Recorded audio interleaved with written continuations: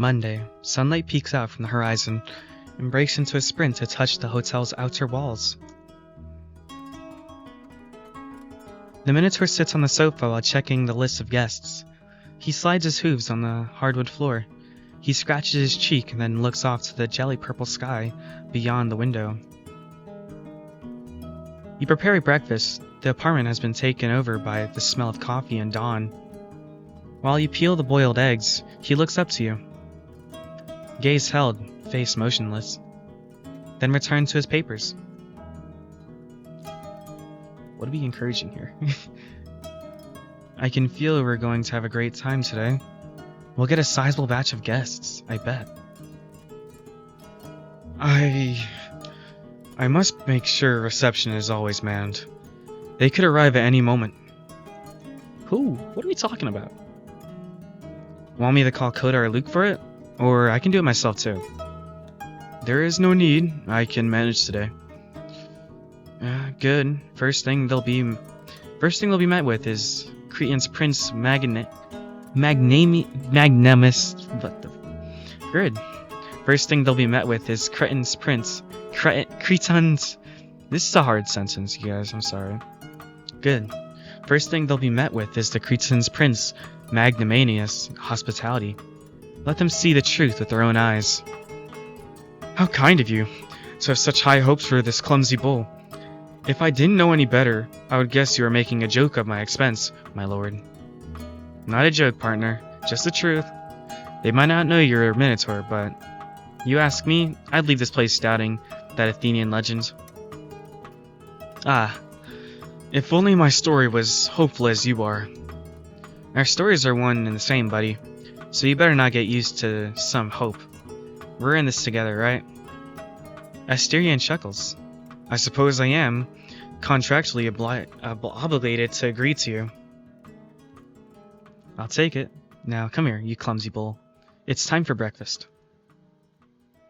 While sharing a meal with the Minotaur, you continue going over all the things that need to be done. What do we have on our agenda today? Nothing out of the ordinary. Asterion takes a boiled egg, dabs on the pile of salt on his plate, and eats it whole.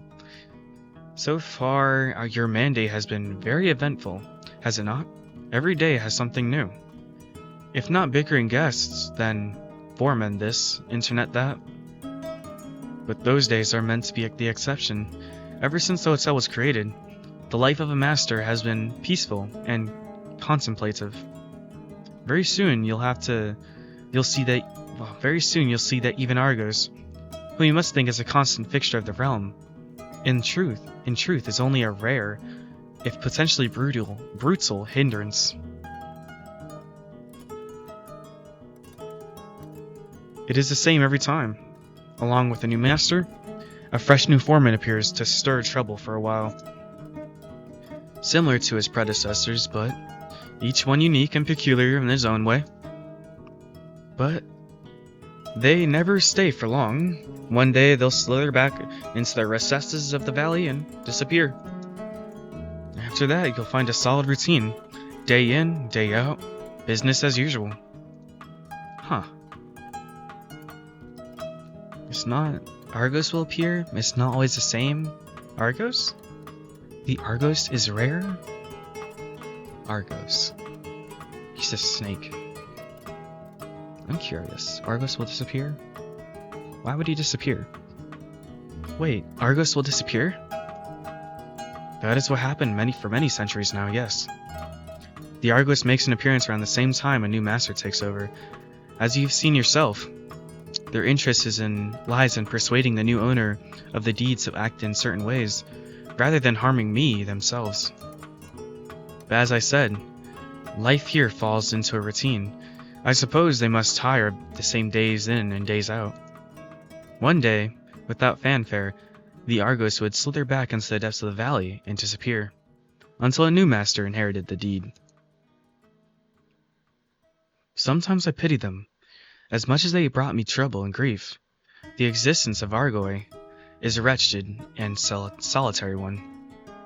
Living alone in a valley, only to disappear and die alone, I presume. Or perhaps they do not die. The labyrinth is vast and beyond my comprehension. Who could say whether or not the Argoi are, in truth, just a single one eternally shedding its skin? The Minotaur breathes in and prepares to speak again, but in his eyes fall upon an armband peeking from your shirt sleeve. His ears flick once and grow still as he ruminates and picks his words. But you should not worry about the Argoi. It should not be done for too long. It should not be for too longer. It should not be It should not be for much longer that he will pose any threat. Ahead of you, there's only your peaceful reign and gentle lordship, thoughtful, trusty, straight. Can't say I had been opposed to that. I wasn't expecting any of this when I stumbled upon owning a hotel. It is understandable, but what did you expect, master? Once more, he looks at the armband on your bicep. Forgive me. What did you expect when you come here, Lucian? I was betting the deed would be an old piece of scrap paper, nothing more. I couldn't believe I received an ownership of a hotel, or anything of the sort, just like that. But as surprising as it may have been, I can't say it was unwelcome. So you are enjoying your time here, I take it. Self-voicing enabled. No! Self-voicing disabled. So you were enjoying your time here, I take it. I'd have already left if I wasn't. The company is good. I see. Your meal is brief, but it's about time to start working. After washing the dishes, Asterion takes you to another room on the hotel's ground floor. New room? What the Now that we have no pressing tasks hanging over our heads, allow me to introduce you to your office, master. You mean our office, partner. Yes, pardon me. Our office. Business partners. Together like horn and skull. The Minotaur's... Oh my god, I'm an idiot. The Minotaur's ears flick back and forth. He runs a finger over the back of his neck, tidying the fur even as it stands on end. With a shake of his head and snort, he looks to the office. Here is where you'll plan ahead for the tasks each staff member will be assigned for the day. Oh my god. Who's this old man in the back? What? You mean sending them to explore the valley and work on contracts? Not exactly. Assembling exploration parties into the valley is unusual. But as long as they are cautious, and I'm not present among them, there shouldn't be much of an issue with continuing to do so. As much as you may insist on elevating me to being your business partner, this call falls to you. It is your right and duty to manage the hotel staff. You may assign them tasks, or allow them some time off to enjoy themselves. Do keep in mind, however, that we all have a number of daily obligations. It is not every day we will have time for an exceptional task, such as research or exploration, but when we do... Asterion grabs a notebook from the table and flips through the pages. They are covered in notes and schematics written in bright purple ink. We can go over Mrs. Greta's notes and see if she left any good ideas for us. Reasonable. Well, time to get to work then. Indeed. I'm going out to the reception now, but before I go, how does your arm feel? Is the armband causing any discomfort? Oh, not at all. I can't even feel it most of the time. It's almost as if it's not there. I'd go so far as to say it's nearly incorporeal. Incorporeal? I only ever remember it's there when I look in the mirror. Is this actually made of lead? Should I worry about heavy metal poisoning? That should not be of concern. I am relieved to hear it does not discomfort you. It was never my intention to. Don't worry about it. This is nothing. You do not have to pretend, my lord. Lucian. It was unbecoming of me to propose the idea, and far too proud of me to let you go on with it. No, there is no reason for that, Asterion. I'm telling you exactly how it is. This armband is nothing. And even if it was, it's at least I can do. Now let's get to work and have a nice day, shall we? You are very peculiar, Melusian, but in no way unpleasant. I shall see you later then. See ya. See. Daily agenda tutorial. So much tutorials. You have now full control over your daily activities. On top of managing the R&D and exploration teams, you can now choose how to spend your time on the daily agenda screen. Jesus, this is... The left side of the screen, 1, shows your current teams. Click on the Manage Teams on the R&D team and exploration, as usual. The middle of the screen, 2, shows a list of daily tasks you can perform, such as working on side projects or spending time with the staff. Click on these and your current plan for the day will be set. You can also customize Asterian's appearance by clicking on the Customize Asterian button, and on the top right, or look at the pending R&D projects by clicking on the Pending Projects button. The bottom of the screen 5 shows your current plan for the day. You can change it by selecting a different activity or clicking on the Cancel Plan button. When your planning is finished, click on the Confirm Plan button. To continue, you will perform daily activities and meet up with your teams at the end of the day. Watch daily agenda tutorial. Wait, what the fuck? I was just reading. Whatever. Staff, or you can now choose to spend time with your staff members if they are available during a given day. What is this? The Sims? Spending time with a character will help him work through his issues or give him more insight on him. As a result of this personal growth, the character's stats can improve over time. You can see each character root's progress in the guest menu. Oh, it's a character root. Alright, we're going with Coda. Keep in mind that if the character is assigned to either R&D and exploration teams, he'll be dismissed for the day and take time for you. And what? Why? It's up to you to balance the character's personal development and his contributions to the R&D and exploration. As of this build, roots are a work in progress, with only Coda and... What the fuck is this? I can't read anything else but English and some Irish, guys. Maybe some Spanish. And canvases being complete. You may get a message on the character select screen informing you that you can't currently advance a character's route past that point. Okay. Yeah, I forgot everything already. You can see these tutorials at any time in the help menu. Okay. Whole lot of stuff just blaring at me right now. Damn. What is a pending project? Let's see. Jeez.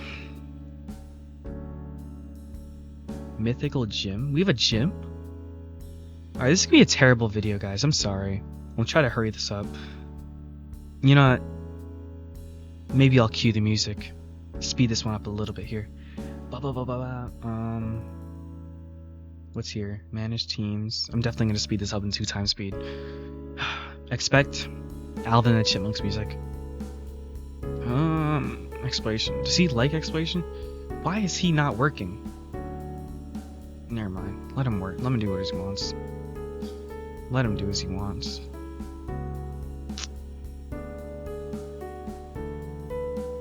Dang, is this old sprite? That's cool.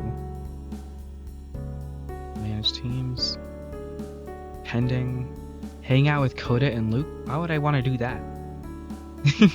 Wow. Oh, that's my daily agenda. Okay. Your current plan for the day? Nothing at the moment.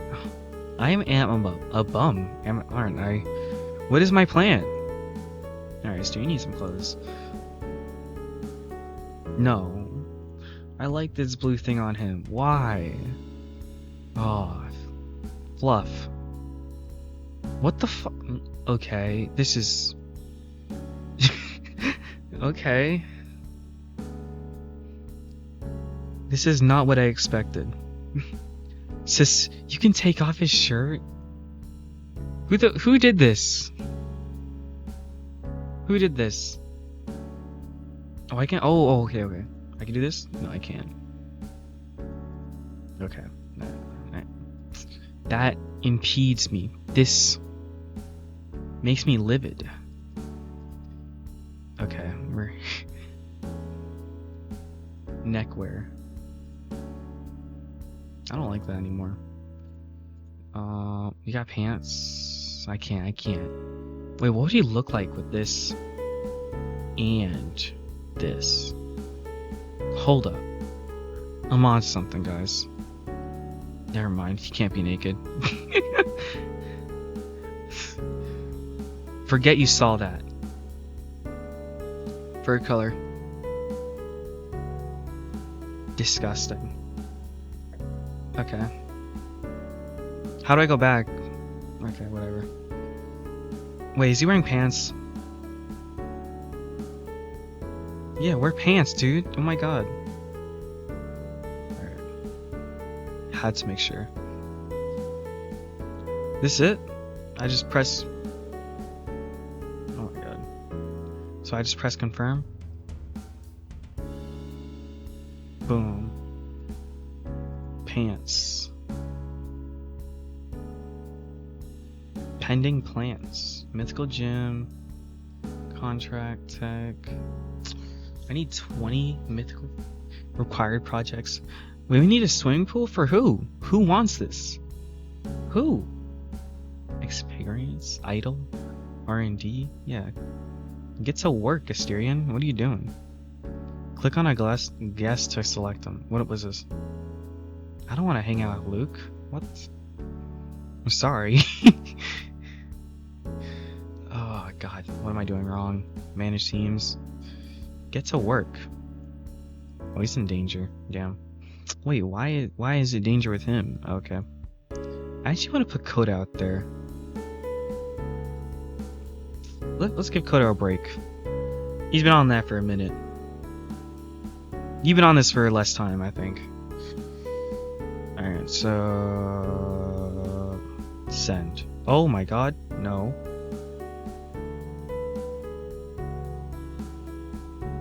Finish.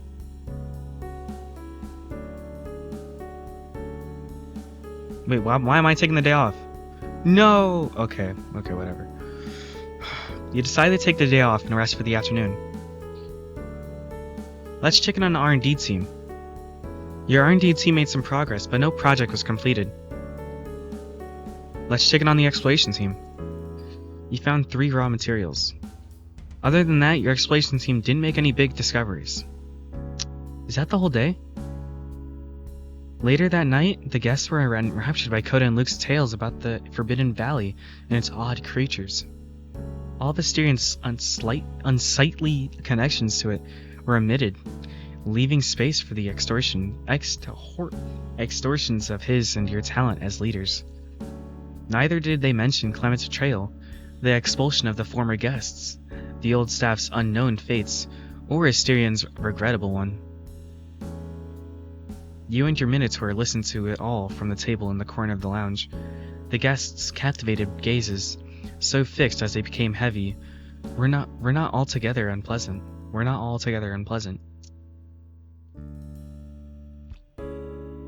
That can't be the day. Okay. Thus, a day came and passed. Sweet Mother Night and her son, Sleep, embraced the land and all its dwellers. But dawn slithers its way in, as it has since time immemorial. Rise now, my lord, and live again. Okay. I think I did something wrong. We're going to, let's just hang out with these guys. Oh! Yeah, I should just hang out with Koda. Okay. Ew. Okay. Okay. Okay. Nah, you're doing a job. Who said you're not doing work? Gosh.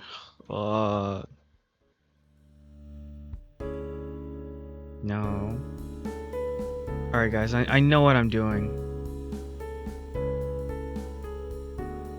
I know what I'm doing. I don't. Alright, hold up. We're going Coda. Confirm. You know what, you're gonna get a... Actually, no, you're not getting a break. You're gonna... What would happen if I put... No, that's not what I want. Manage teams. Tech 4? Wait, what the frick? You're kinda trash. What? Alright.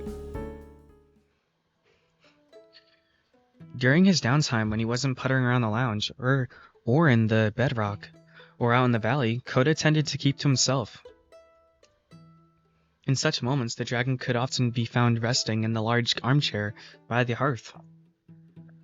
Why are you mad at me? His brows would furrow in thought, and his mouth would pull down into a tiny frown as he stared deep into the dancing flames, almost meditative, or perhaps lost in reminiscence. Coda? Ah, Lucian, good afternoon. Forgive me. Can I get you anything? There's still leftovers from lunch I can put together for you. No, it's fine. I actually wanted to talk to you for a little while, now that things settled down. Oh. He gestures, and you take in his invitation to sit in the chair across from him. Yes? I realize that, despite our time together, I doubt really anyone know. I don't really know all much about you. I mean, I know you've been around for a long time, and that you've been traveling all over the place, but I'm curious. What's your story? Ah, so you wish to know about this old vagrant's tale, It's quite a long and meandering one, I'm afraid, and... He glanced at the clock on the wall. I'll have to start to get dinner ready soon. More guests are coming in, means more work to feed them all, and the meal I have in mind will take some preparation beforehand.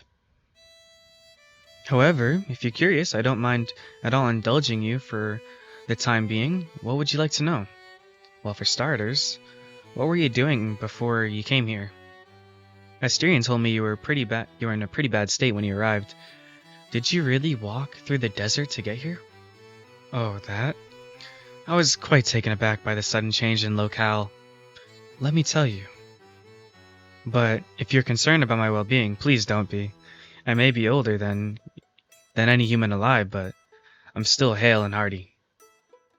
I found myself traveling by foot often enough I found myself traveling by foot often enough over the years that I'm very much used to it. As for my circumstances before arriving, I've been staying for a time in a little town in the Pacific Northwest of America. There are many beautiful places there, all over the world if one knows where to look, almost as beautiful as the land of my birth, back when I was much younger than I am now. In many cases, I'd actually struck a deal very similar to our arrangement with the owners of one of the stores in town, a little mom-and-pop hiking supplies outpost. In exchange for a place to sleep, the occasional meal, I would provide whatever services they'd require. Huh. A hiking supplies outpost? And how was it? Don't take this the wrong way, but you don't really seem that type. I mean... like a butler? And how was it? Considering what you just said about traveling on foot, you probably had a good amount of experience to bring to the table. Oh yes, back in Japan, when I was younger, putting on a good pair of sandals and walking was the only way you could get to any place.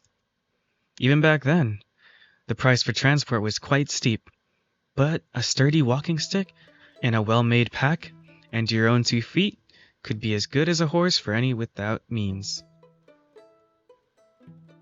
Well, I bet they were glad to have someone working who knows this stuff. It did help somewhat, and it wasn't the first time I've played at being a merchant, so not to toot my own horn, but I am able to make a few decent sales for them. I quit, and I quite enjoyed my time there, truth be told. I enjoyed working for them, that wonderful couple, and I enjoyed making sure the clientele left happy. That, I suppose, is the only one good part of my wandering. Being among humans, participating in their lives, their joys, their triumphs, offering what little blessings I can give, or helping them to find their own. I suppose you could say that is my true calling in life, my reason for being. That one good part. That one good part? Well, a journey by oneself often carries with it a burden of loneliness. All along this road, not a single soul, only autumn evening. Just when the silence becomes stifling, just when you open your mouth to break it, the dragon glances over your shoulders, towards the bar.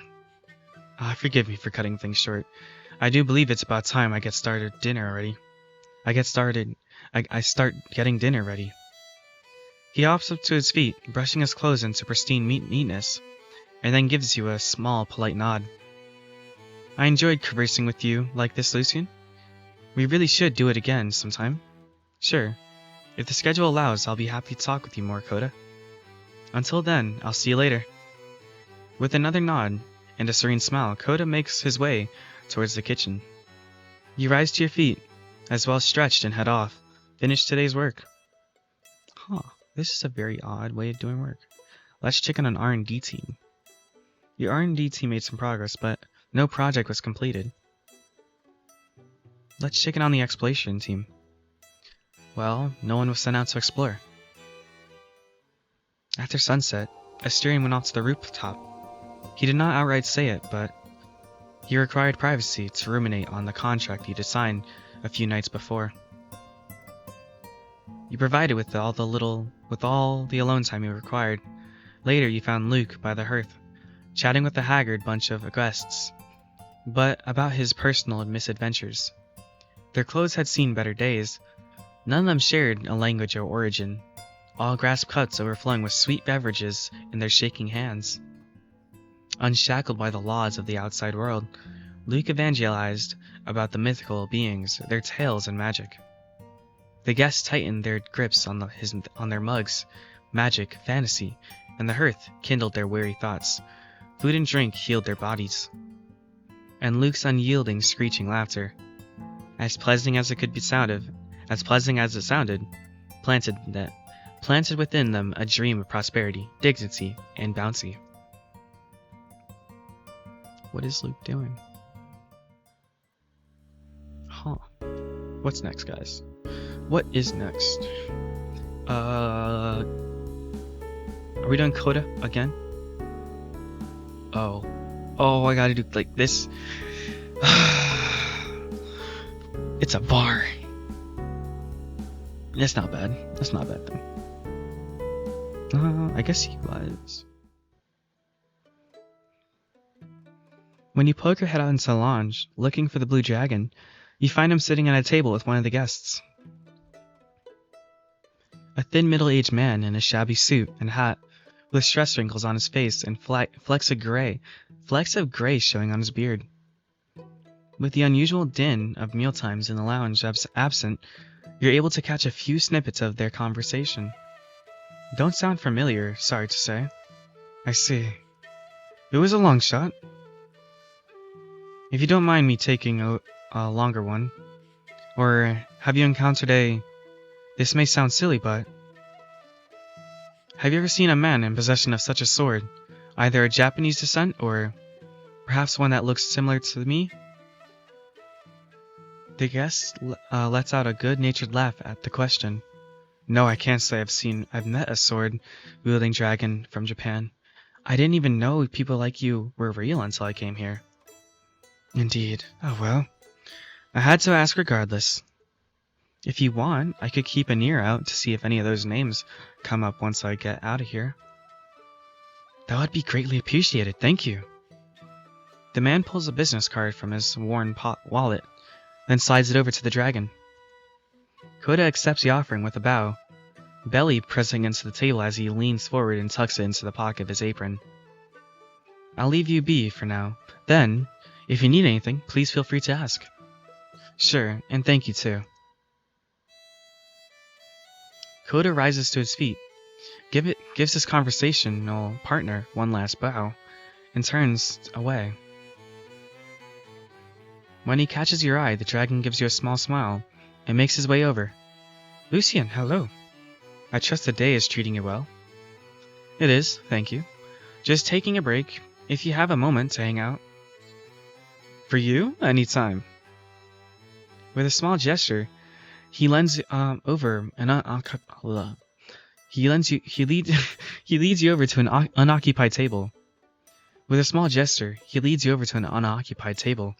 You take your seats across from one from another, settling in. So, interested in hearing some more about the old vagrant's wanderings, aren't you? Actually, if you don't mind, I was curious about what you were talking about over there. I don't mean to pry or eavesdrop, but I couldn't help but overhearing. A sword-wielding dragon, huh? Well... The sword I was speaking of is more of an ornamental one. It was forged in the village near our home. You and your brother, right? Onsen? I think you said his name is. That is correct.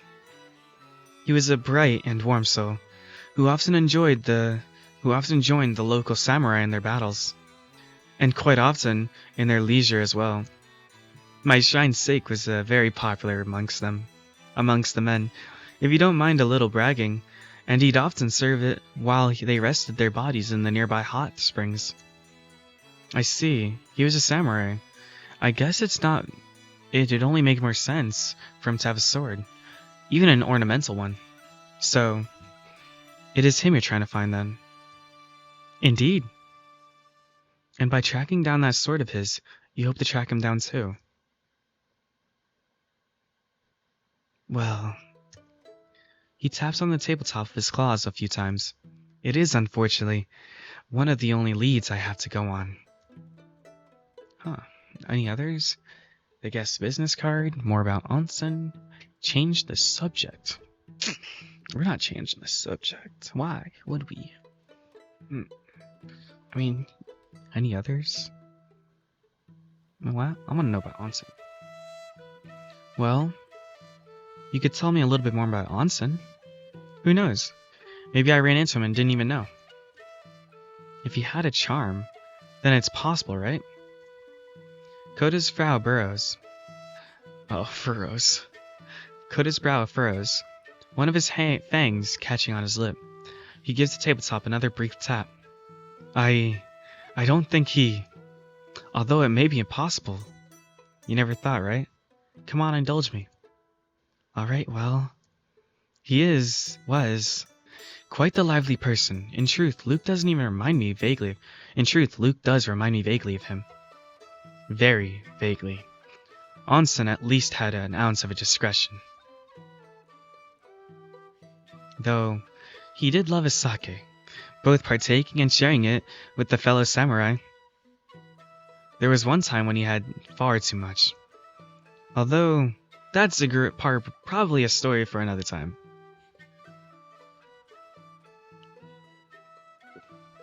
Anyway, though his charm was strong, his heart was kind. He took up his sword not for love of battle, but for the love of his people. Especially the children. Oh, you should have seen him, Lucien. Whenever we would visit one of the villages, every child would have a turn riding upon his shoulders. His laughter was like a waterfall, free-flowing. He displays might with pride, along with every scar he earned upon the battlefield. And even when we take upon human disguises, he had the most striking blue eyes, a body honed with a fine form.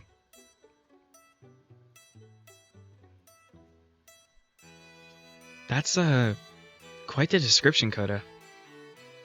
The dragon blinks. With sudden awareness of his surroundings, he can't help out a faint blush dusting the scales from his snout. Forgive me, when I was thinking about those days. He clears his throat and squirms in his seat, letting his gaze wander over to the bar, to the hearth, anywhere but towards you.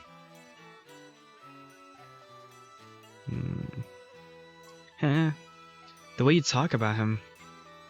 If I didn't know any better, I'd say you had a crush on him or something. Coda lets out a bellowing laugh at that. Good one, Lucian. He shakes his head, making a show of wiping away a tear of mirth. I needed that, honestly. I think Luke might have gotten to you a bit too much. You frown at being compared to a lascivious griffin. Yes, my brother was a handsome man. He certainly had enough admirers in the village, but there was nothing at all shameful in acknowledging another man's look. Now is there? No, I guess not. At last, the dragon clears his throat. So, does any of that sound familiar? I'm sorry, but not at all. It might be easier if I had a more concrete visual description, but... Well, there we came to this problem. It's been so long I've seen him that I... Oh, well, there we come to the problem. It's been so long that since I've seen him that I... It's been so long since I've seen him that I... Tension gathers in Koda's shoulders as the rhythm of his claws tapping on the grows further. Tapping of his claws. The claws tap. Oh my god. Tension grows further as Koda's shoulders. Tension grows further in Koda's shoulders as the rhythm of his tapping claws grows further. Thinking quick, you latch onto another, hopefully pleasant, topic. So, your shrine used to brew sake, huh? All the tension rushes out of him. He glances towards you, and you can see a small bloom of gratitude in both his eyes and a smile. That's right. The best sake in the region. Far better than even the local shochu. We made sure of that. Wouldn't think you'd find a brewery in a holy place. How do you guys do it? Well, you see... For the next 20 or so minutes, Koda tells you about the sake production at his shrine. How the river feeds into the fertile paddies, and how its waters cool distill so perfectly. When the time comes to your separate ways, he gives you a half-distracted bow before rushing off, keeping his gaze averted.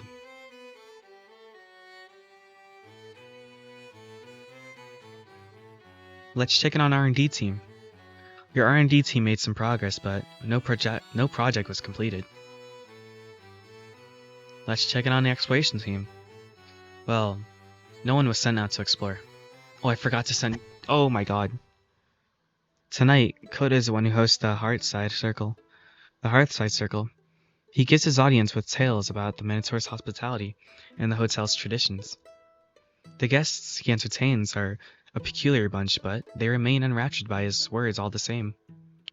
A pair of brothers, arms covered in burns and whip marks, who are running from something closer to a butcher shop than a home. That's terrible.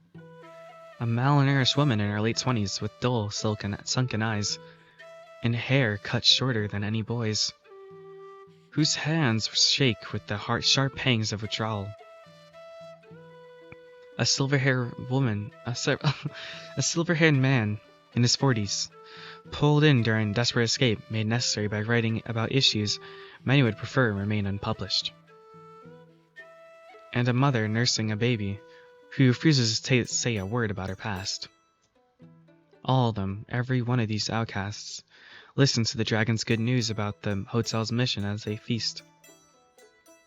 I'm happy there's, people here like this. It's just a game.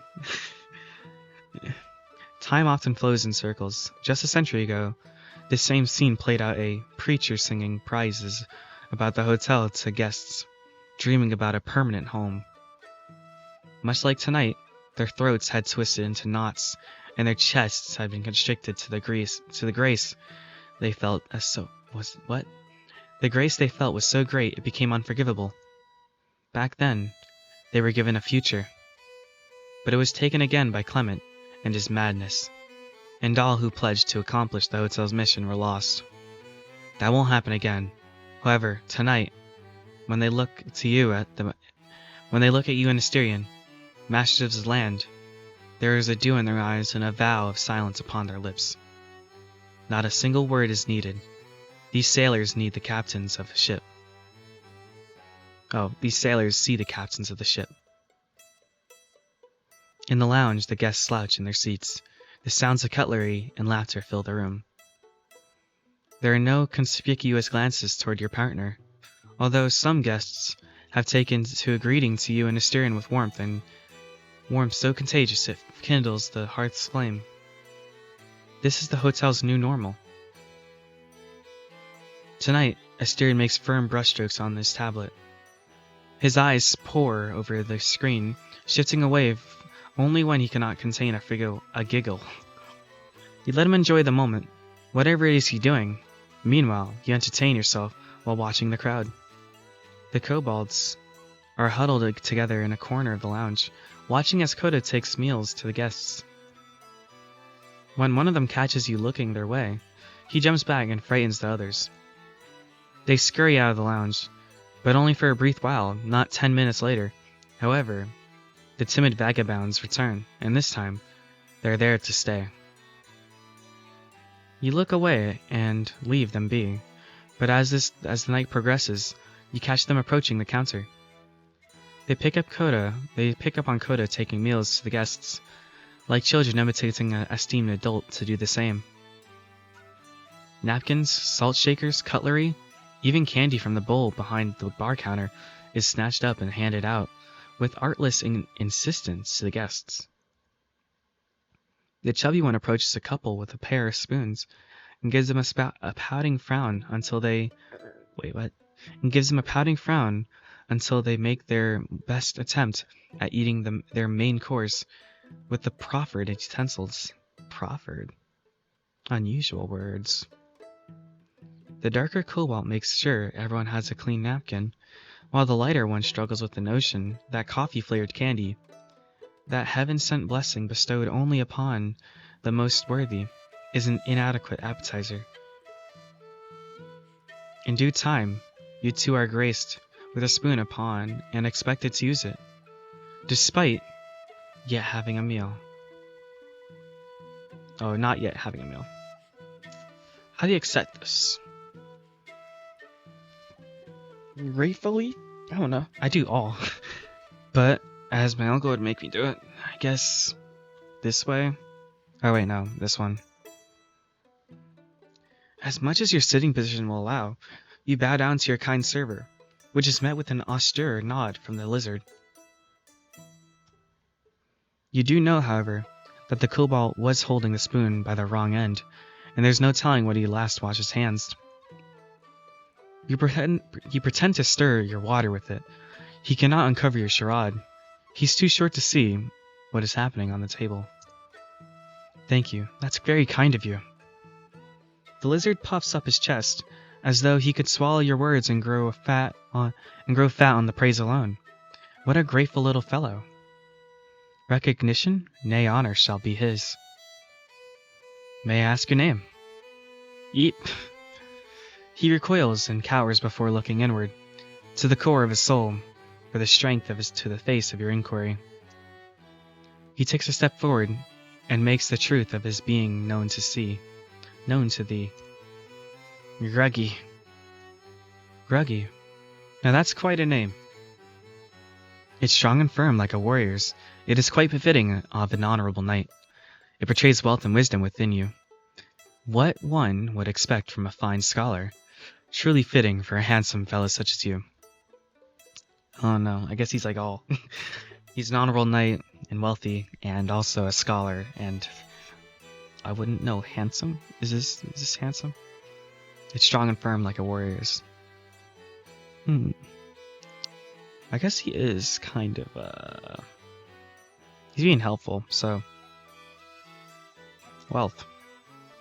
Gruggy beams at your streams of compliments. What a pleasure it is to have one's talent recognized. Now, if you would be so kind, Could we tell your friends' names? They are Zeto, Zepito, Nano. They're my brothers. I see. All of you share the same fierce look. There's no doubt about it. Mighty blood flows in your lineage. When you say so, Asterion? The Minotaur is too focused on the internet's unfathomable wisdom to respond. Well, as you may have guessed, my buddy is called Asterion, and I'm Lucian. It's nice to meet your acquaintance, Gruggy. No, I'm sorry. It's nice to meet your acquaintance, Gruggy. Allow me to show you a magic trick, as just a reward for your efforts. You cup your hands together and hum the song Asterion taught you. The hotel groans ever so slightly as you issue your command. Let your hands overflow with wealth. The sorcery is so great for the little lizard's mind. He shields his eyes from your grace and cowers. When the lights return, your hands are overflowing with riches. 7 opals, 6 rubies, 5 chunks of lapis lazuli, 4 sapphires, 3 emeralds, 2 jade stones, 1 diamond, all in a bed of lesser metals. Are they going to eat them? So it is true then, sorcerers do exist, and their kind souls appreciate the servitude of even the lowly kobold. Gruggy is now a witness of the Minoan mystery. He swipes away at the worthless crystals and pockets instead the true treasures, the copper, iron, bronze, and forever valuable pyrite. Screech! And then he runs off, leaving behind only a pitter-patter of his grubby feet and the pile of gemstones in your hand. Oh well. You hum, and summon a glass cup where you can put the crystals. It'll take a nice decoration for the table. By the 12, you've grown quite familiar with your powers and duties. You taught me well. Only the powers, the duties, and the hotel's mission, those you've cultivated yourself. What can I say? I enjoy it. Giving a home to those who are lost isn't a worthwhile goal. You, of course, are the chief among them. By this armband and by my honor, I'll make sure no villain will bring harm to my partner. The Minotaur takes one of the crystals, a lapis lazuli, and examines the surface. Such an honey tongue. You are only saying this to bring my guard down. As soon as you have the chance, you'll strike. But as we discussed, I don't have it in me to do so. Besides, what could I stand to gain? Don't I have enough precious gemstones as is? Then it must be the knowledge you seek. You'll demand that I'll deliver unto you all the secrets of the gods.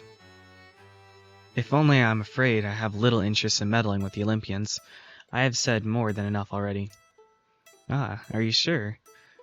Are there no questions stuck in your throat? Perhaps about, let us say, life after death. You do have a point. It's only humans be curious, especially about that. Indeed. Well, what can I say? The realm of Hades. Wait, you're just giving out? You're just giving out your divine secrets just like that? Wasn't I supposed to gain your trust and bring your guard down first? Perhaps you already have. At long last, my honey tongue brings me blessings. By all means, proceed. The realm of Hades was quite enjoyable, my lord. Forgive me. It is just that thinking back to Hades gives my chest a faint ache. I cannot help but speak of it with all my reverence. The Christians must think of Hades like a hellfire and brimstone, but that is not the case. At least not as far as what I witnessed, and what little I saw of it. The heroic and righteous were granted a place of the Elysian fields, and the island where they could enjoy their existence without toil and blessed with all sorts of graces. Most mortals were sent to the Asphodel meadows, as was I, seeing as I had little to no heroic qualities. There we existed in much the same way we lived, although I took the chance to reinvent myself. I spent no more than 3 days in Hades. In that little time, however, I climbed all the way from border patrol to serving under Lord Hades and Lady Persephone in their royal guard. Dude, how do you do that in a day? 3 days. Lord Hades would often call for me to serve as his sparring partner. We had many sporting fights. That's how I learned the chonic fighting style. He was a somber god, a soft-spoken man, tasked of a heavy burden, but he was never unfair or unkind, and he led by example, first and foremost. The living had no liking for him, but among the dead, he was cherished. He was a cherished monarch. And Lady Persephone, the underworld's joy, was worshipped for all the gifts she provided to the living. I see. Were you ever treated differently for being a Minotaur? Oh? The answer to that, my question, may surprise you, my lord. Sorry, Lucian. For a moment there, I felt so young. In any case, to answer your question, Lord Hades held quite a liking towards some of my ancestors. Some would even joke that he favored me because of my bullish features. I cannot know if he ever did in truth, but regardless, I enjoyed my time in his service. I see. That's not how most people would imagine Hades being like. Any new experience can seem quite frightful and daunting for the living. Death is the newest and most unknown.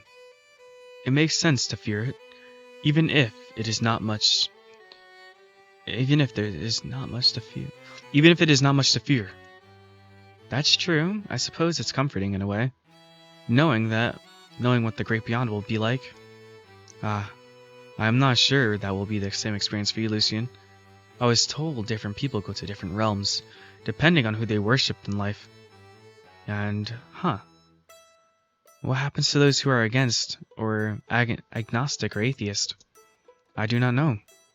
The specifics weren't ever laid out in full to me, or anyone I knew. It was not exactly relevant to us. I see. Well, that's a lot more than I expected to know about my afterlife. I'm glad you shared that with me. You're quite the talkative tonight. Am I? I was reminiscing just now while reading, which must have loosened my tongue a little. Would you believe I found a number of old texts in ancient Greek? These new languages are tricky for me. Meanwhile, reading in ancient Greek is comforting. I cannot find anything Minoan, however. It is a pity. As far as I know, the Minoan language was lost ages ago. Oh, okay. It would be extremely difficult to find any surviving text for anyone who would know how to read it in the first place. But I am still here. I still remember it. Master Lucian, please sate my curiosity. The internet allows for things to be sent, correct? Is there any way for me to send them my language? I'm afraid that's not really how it works. We don't have a translation magic outside. We can't just add a whole new language over. But, if you remember it well enough, you could try writing it down. Grammar, syntax, vocabulary. Tell others how to read it. I'm sure we can get it out there later. There's a lot of people who would be grateful to have the Minoan language decoded. Huh. The Minotaur looks down onto the tablet and flicks his ears. The screen shows a growing library of ebooks.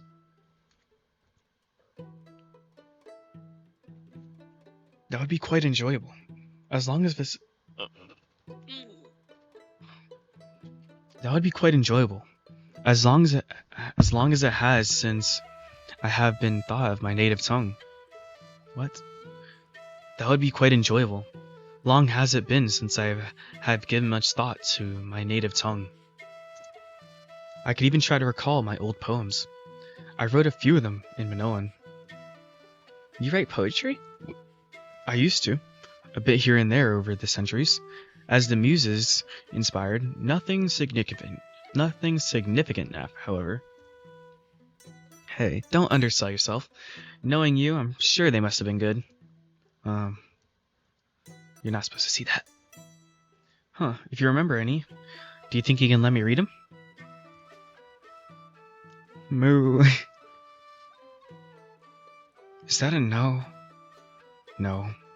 I mean, it wasn't a no. So, many were just What the heck?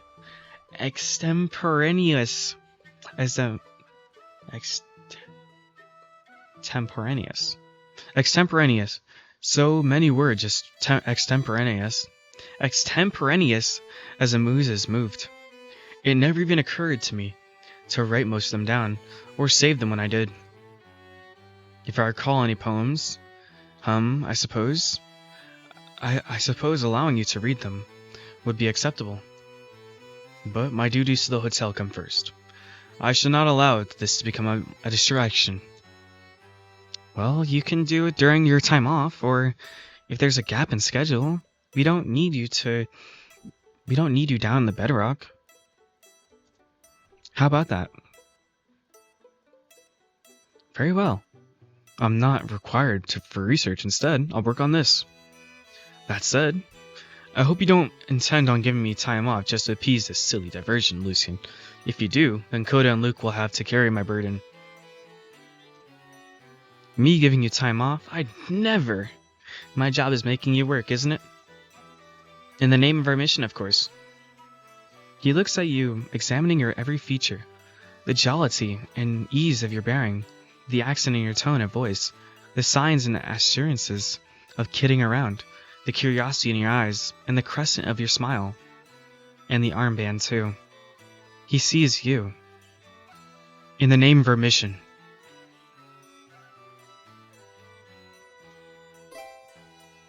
You can now work on Asterian's project. You can select this activity in the daily agenda screen when Asterian is not busy with the R&D team.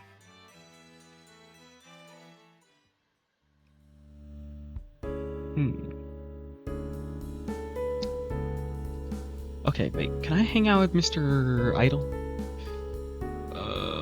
Working on Asterian's project? Man, I don't care about his project. I just want him. Oh wait, that's probably just gonna be... Okay.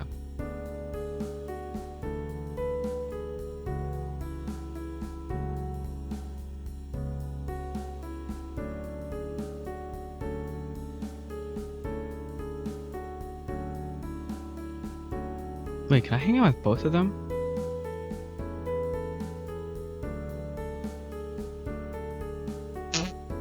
That sucks. Now that Asterian is here, maybe I'll just work on him just because he's here. Maybe? I don't know. Yeah, we'll just stick with Coda through and through, I guess. Maybe I should, like, save this. Right there. Right there.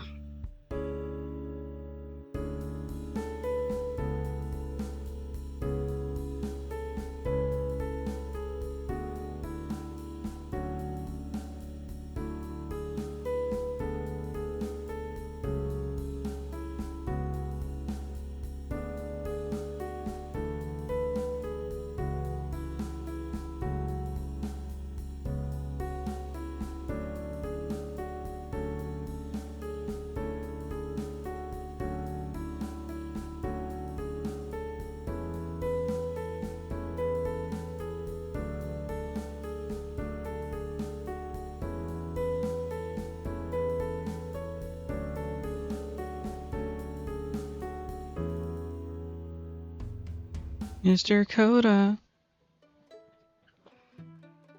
Coda is back in his customary place in front of the hearth today, and seems to have gathered a little retinue around himself. The kobolds pressing close, chirping like birds of excitement. Nono perches on Coda's knee, while Zapito hangs over the back of the chair, with his arms slung around the dragon's neck. They're like kids. Okay. Gruggy, meanwhile, seems perfectly content to sit on the floor by Coda's feet. You can't help but smile at the display. Coda looks, for all the world, like a doting father figure, or a grandfather for the boys. Hey there. What's going on over there? Over here. The kobolds quiet down at the sound of your voice, peering up at you with an open curiosity. Coda, for his part, gives you a nod and smile, the former jerky strained, the latter stiff. Greetings, Lucien. I was just entertaining these little ones for a short while.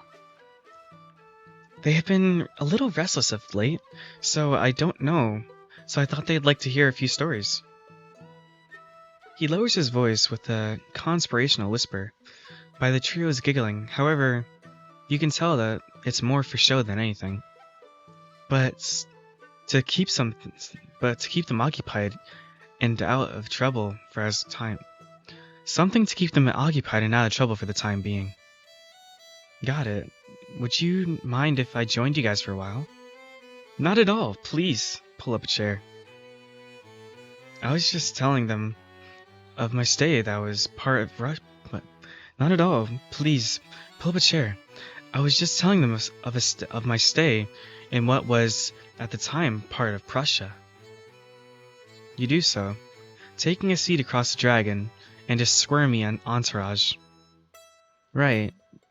Did you say you've been all over the old world too? Is that where you heard about kobolds?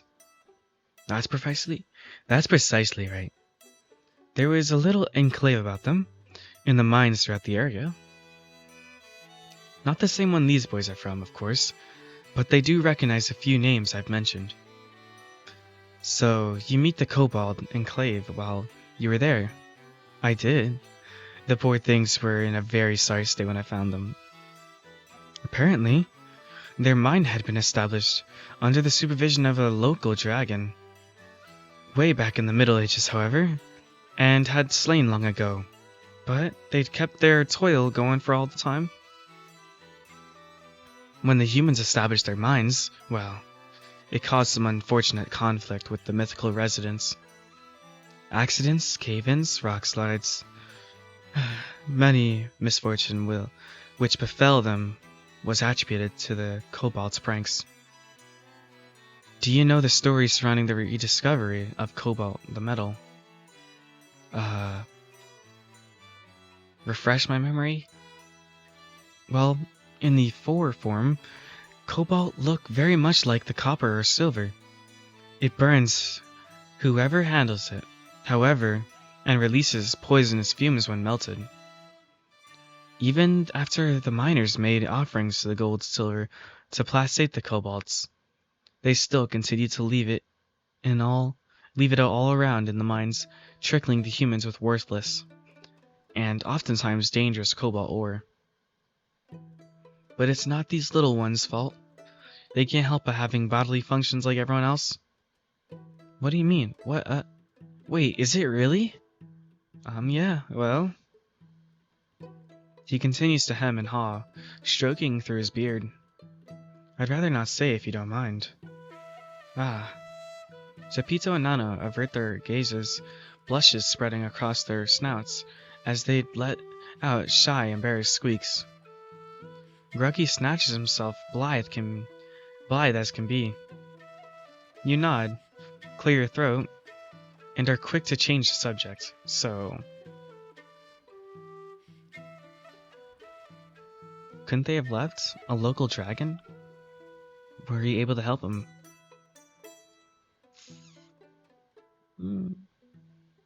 This one. And you were able to help him? Give them a few blessings to say? Yes. There can be a power in old stories.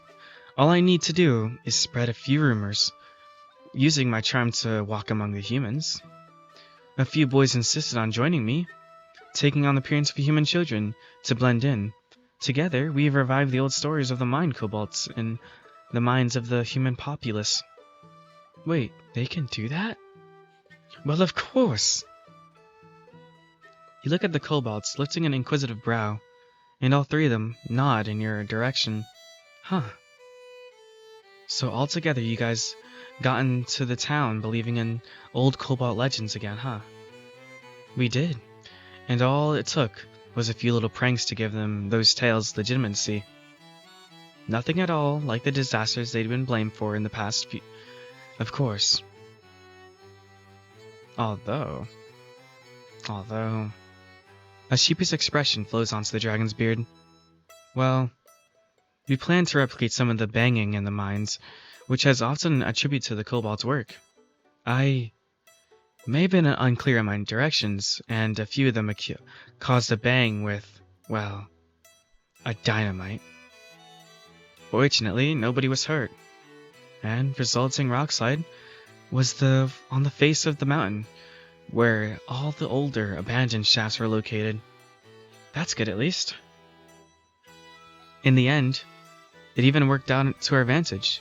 After the rockslide, there were 2 human miners tossing scrap metal into the old shafts to appease the kobolds once more. So, all's well ends well. I see. You hum, mulling over your thoughts for a moment. If you don't mind me saying, and I'm sorry if I'm assuming, but it sounds like you thought you can give them a lead of onsen.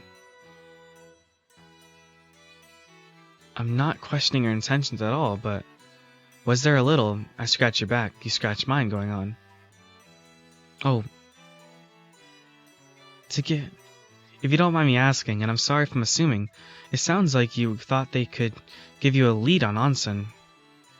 I'm not questioning your intentions at all, but was there a little, I scratch your back, you scratch mine going on? You are assuming correct. I thought that if...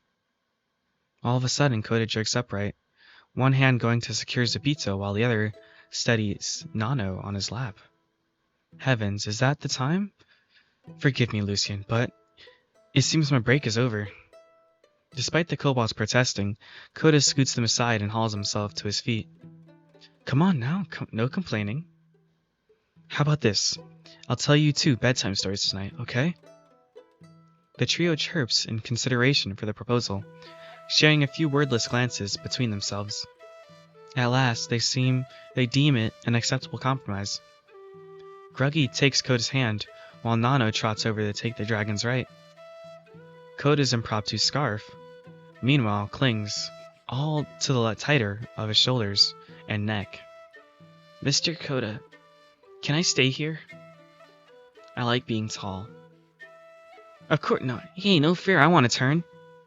Yeah, me too. Come on, Mr. Coda, please. As the brothers continue their clamoring, Zapito looks down upon them from his lofty perch. With a disdainful snort, he gives the peasantry the most insulting gesture one can fathom. A tongue stuck out in their general direction. Coda gives a long-suffering look, and ever-patient smile while the herds his little retinue out of the lounge. He leaves you there, by the hearth, still contemplating all you've been able to glean.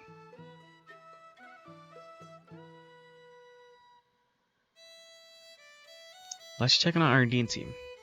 Your R&D team made some progress, but no project was completed. Let's check on our exploration team. Your team 3 found 3 raw materials. Other than that, your exploration team didn't make any big discoveries.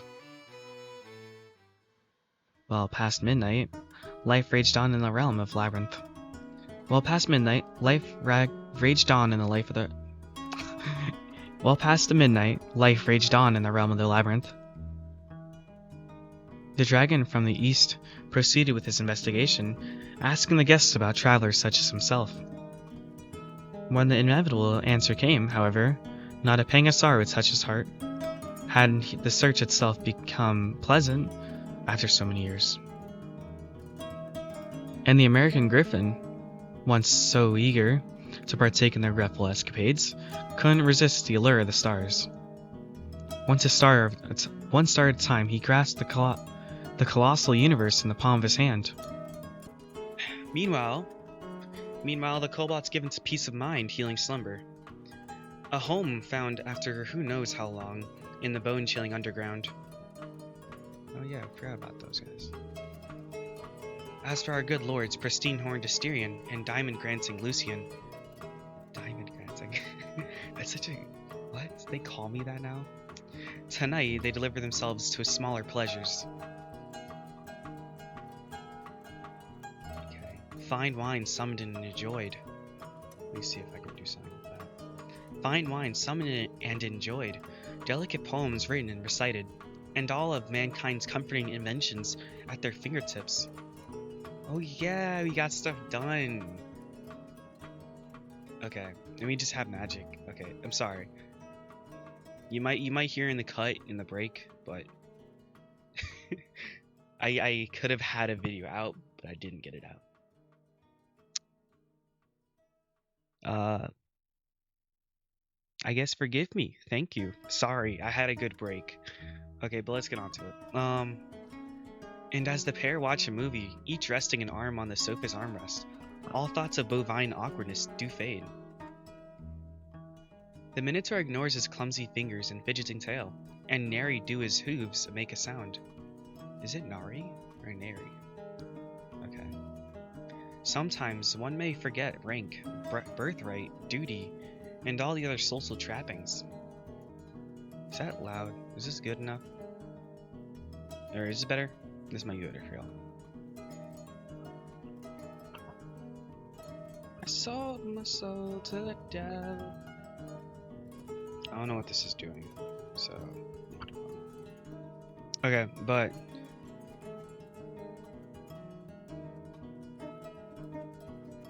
Their soul alone remains to show the most fundamental facts of who they are, and tonight we see human men, together as brothers and partners. Aww. That's cute. Okay, who is this man? Like, you guys don't see my mouse, but who is this man in the picture here? Is that the old guy that Asterion was talking about? Like, who had kids and I guess they gifted him stuff or whatever? Gifted Asterion? No. I think they gifted Asterion stuff? I forgot. It's been a while, guys. Damn, we're back here. How do we work on Asterion's project? Am I just dumb? Like, I'm sorry.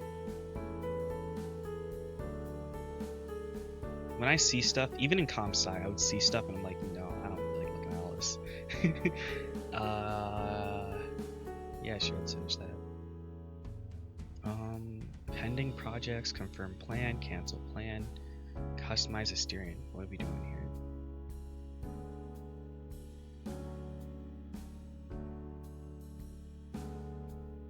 Wait. Did I undress Asterion before? I'm scared. Because I know I'm not going to edit this video much. I'm scared. I don't want to go back and edit. No. Oh, shoot. Now I got to edit. I did that to me. Yeah, it's whatever. It's whatever. Okay. It's just nipples. No, it's fine. It's fine. That's not fine. Oh, that's not fine. What do we got here? Oh, I can show this? Oh. Neckwear? Yeah. Alright. We're in, whoa. Almost showed you guys a little bit too much there. Oh, wait, and I don't like the necktie, so we're gonna get rid of that. He's fine. Pending projects. Contract, poolside bar, swimming pool. 5 tech, 15 contract. Do we have that? Do we have this? Oh, we have a... Ooh, we're supposed to get the pool? Why is a swimming pool required? What are we doing? Oh, it's for... Okay, I'm dumb. It's for this stupid dragon. Well, he's not stupid, but you know. Teams. Wait, what do I need for poolside? 5, 15. Okay, do we have that? Contract 2. Okay, that's enough. And what if I put him here? So if I do this 3 times, it'll work, right? I don't know if I should do that though. I want to talk to Coda more. Your tech background provides additional tech points. Oh, that's cool. So if I do this, 7. Oh, so we just do it 2 times. Wait, how much tech do we have though? Hold up. Mythical gym. I want to do that. Yeah, we'll do this one time. You decide to take the day off and rest until the afternoon. Yes! Oh my god. When has Luke gotten so big? Let's check on the R&D team. Your current team can complete a project. Do you want to complete your research to continue working towards something else? We're gonna create... You find a Styrian, the rest of the R&D team, and one of the kobolds celebrating around one of the bedrock tables. A large stacked pile of old, yellowed contracts sit upon it. A tower as tall as Victory is bright. A tower as tall as Victory is bright. I'm sorry. After a short congratulatory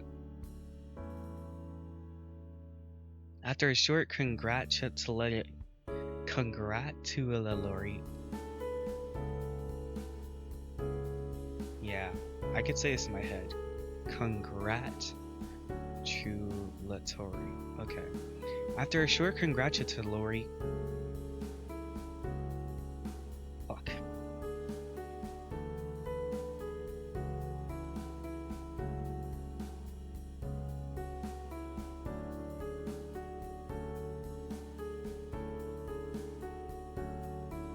Congratulatory. Congratulatory? Congratulatory. After a short congratulatory speech to the team, After a short congratulatory speech to the team, Asterion approaches you with the beaming cobalt mimicking his steppe-wide gait. Steppe? Or step? Is this steppe? Okay, now I'm gonna like check with this now because it's already here and ready. Step. I've been saying this wrong the whole time, guys. Asterion approaches you with his step-wide gait. You know, human ingenuity never ceases to amaze me. What do you mean? After some back and forth, it was agreed that a vanishing edge pool would be the best choice, but I have never heard of such a thing. But I only needed to research it for a minute before I gladly agreed. It is done now. It was not easy, but it is ready. It involved researching that materials are used today in buildings pools. Picking the place and area, designing it, mapping out the pipes. We even made some artificial plants as decoration. We transformed the whole area into a verdant oasis. All that remains now is to test the pool itself, and our staff seems to quite eager to tackle the task. I assume you're joining them as well. Naturally. Yeah, he looks happy. I would be happy. I should be happy. Are you kidding me? What the... What the fuck? What? Speaking of eager, Luke is ready for the action the moment he steps onto the deck. Speaking of eager, Luke is ready for the action the moment he steps onto the deck. Rather than following the rest of the staff toward the changing rooms, he pulls off his shirt and pants in one swift, rehearsed motion, revealing to the unsuspecting world an American flagged patterned Speedo. Jesus Christ. Then, like a majestic crossbreed between a flightless bird and colossal walrus, the griffin wastes no time leaping into the pool with a cry of "Cannonball!" Are you surprised he's been waiting? Wait, are you surprised he's been wearing that all along? Coda can only sigh as he picks up after Luke, placing a pile of discarded clothing well away from the water on a nearby sun lounger. Not one bit, Lucian. Not one bit. Though I suppose we should be grateful he's wearing anything at all. Yeah. The dragon clears his throat, banishing that image from both your minds. Now, if you'll excuse me, I think I shall slip into something more comfortable too. Jeez. Left alone, you and Asterion approach the edge of the pool together. Do you know how to swim, Asterion? Oh, of course, my home was close to the sea. Not that anywhere in Crete is particularly far from it. You dip in a foot, wiggling your toes and rolling your ankle. It feels just right, refreshing, but not so cold as to make you flinch from the sudden shift in temperature. Asterion mimics you with his left hoof, dipping it into the lapping waters. Is your hoof sensitive enough to feel how cold it is? Not as sensitive as my fingers, no, but I can get approximation. The Minotaur rolls up his pants and sits on the edge of the pool, submerging both hooves up. Wait, he has hooves, not feet? I imagined feet this whole time. Okay. The Minotaur rolls up his pants and sits on the edge of the pool, submerging both hooves onto his calves. He leans back, supporting himself with his arms, flicking his ears and swishing his tail. Would you like to hop in too? Perhaps. However, Luke drifts by. His wings perform a sluggish underwater backstroke while he floats belly up, exposing the bulge in his skimpy underwear, or to the vast sky above. Swimwear, my bad. Yeah. Is that average attire for swimming in this age? They're common enough. The swimming suits I saw in the motion pictures with Master Jean Mary were completely different. They covered the upper body as well. Hey, is that true? You mean the old-timey striped ones? Oh, I remember those. I'm not that old. I'm like... Yeah, I'm old enough, guys. Indeed, judging by what the others were wearing, I suppose they would be considered old-timey. It is a shame. I sometimes wondered what they would... It's a shame. I sometimes wondered what they would be like to swim in. Okay. I don't know. We can, like, just get another pair of underwear, right? Or... I mean... You'd look cute in one of those. Maybe. You'd be, like... huge. Like... Let's go for it. You know what? You might look cute in one of those, actually. You believe it would be becoming. Thank you, Lucian. However, I think that I would prefer to fit in the rest of the staff. Perhaps I should wear something more modern, then. What would you propose? You take another look at the Shameless griffin floating by, and that is enough to spark an idea. No. Let's go to the changing room, shall we? No. Next to the path back to the hotel sits a squat building, a door on either end of the facade, leading into the men's and women's changing room, respectively. This is a huge hotel. The two of you head over to the men's side, finding a Spartan and serviceable setup, rows of sturdy metal lockers, and a few low benches and along the back wall of line. A shower at cubicles in which rows of sturdy okay, I'm gonna read that again. Trust me, it's been a while.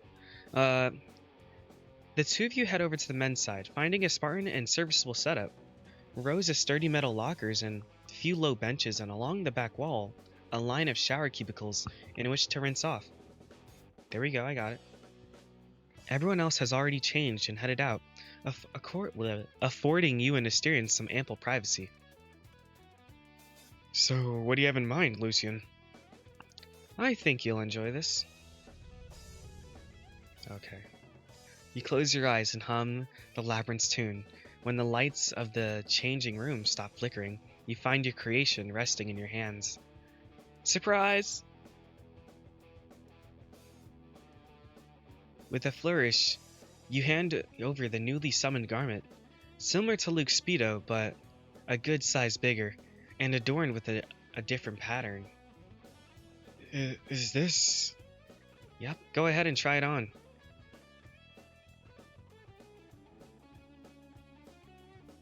You turn around and give Asterion some space to change. In the meantime, you summon swimwear to exist into existence for yourself as well. You already have some in the suitcase back in your room, but, well, why take the time to retrieve it? You'll just have to live with owning a set of two now. I wonder, can we unsummon stuff? Or like, what can be created cannot be destroyed or whatever, or something like that. Or like, I forgot the laws of nature already. I'm sorry. I live in nature. I study physics. Yeah. A grunt from behind catches your attention, though you remain facing away to focus on making yourself decent. Is something the matter? It's not too much, is it? No, it's not. I'm grateful, truly, but this material is strange. It is like silk, but not quite. I never taught the hotel how to make this sort of cloth. What is it? I'm pretty sure it's a mix of polymers and most likely with a lot of nylon to it. It's a sort of artificial fabric that came into fashion around the 50s or something? Did you write a contract describing this material?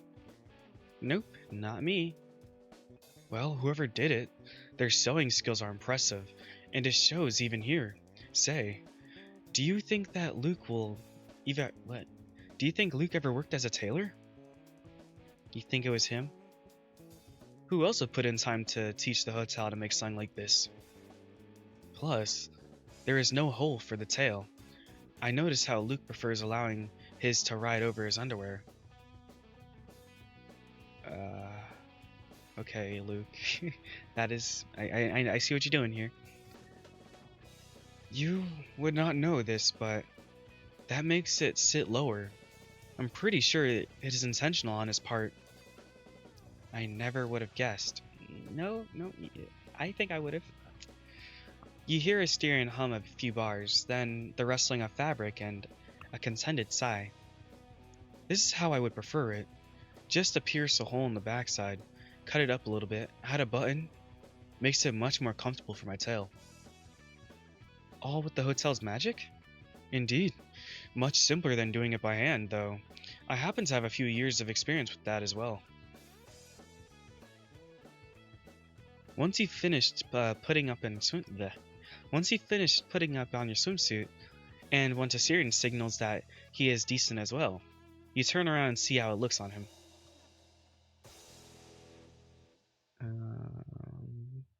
I feel like I should know these colors. There. Looking good, buddy.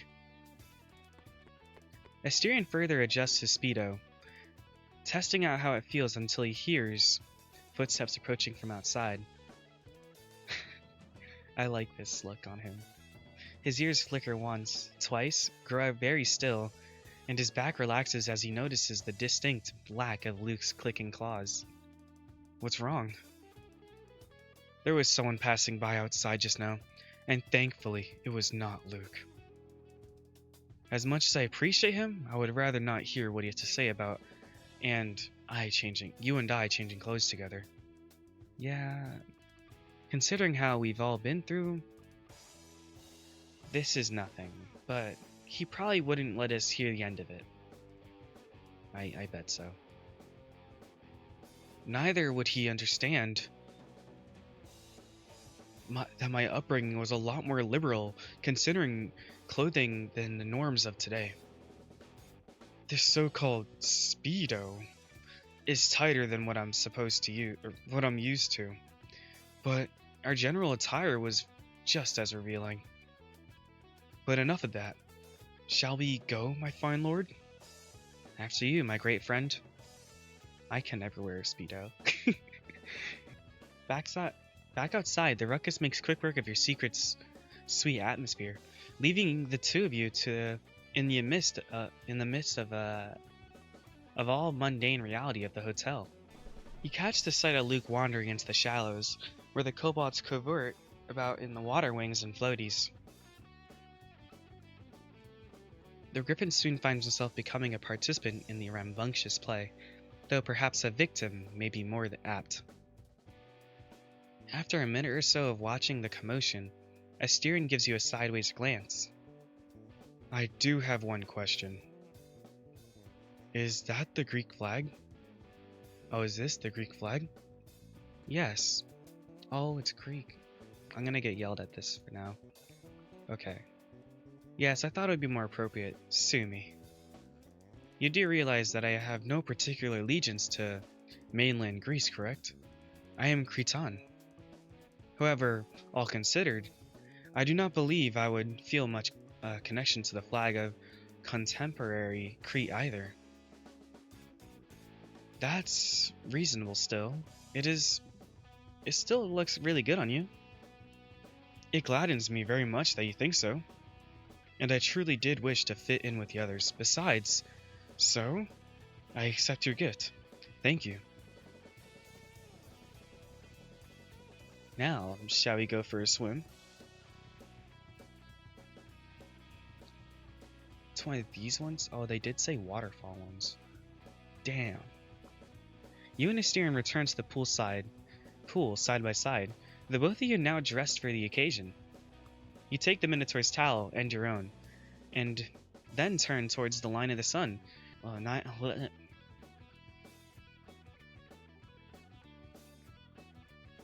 You then turn to the line of the sun loungers to put them down.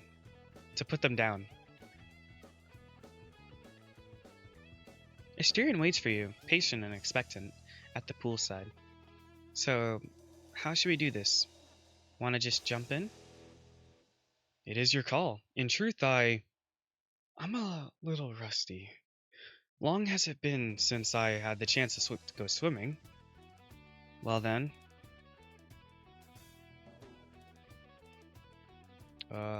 What? Watch him swim. I'll just jump in. That's me. Wait, what would happen if I didn't jump in? Alright, whatever. Alright, never mind. You were about to suggest that two of you should indeed bite the bullet and just jump in together, but where would be the fun in that? The sparkling water, the bright sun above. Wait, what did I choose? I choose jump in, right? Okay. The voices raised in the merriment of all around you. It all awakens a sense of childish wonder, does it not? And a sense of childish mischief. I've got an idea. The only warning the Minotaur receives is a wide and playful grin. How about we race a few laps, starting now? Ready, set, go. Before he can respond, you take a bounding leap into the pool. The cool water surrounds you, dulling your hearing. Instead, you almost feel the strong stomping of Asterion's hooves on the deck, and then the shockwave of his bulk crashing into the wave, crashing in washes over you.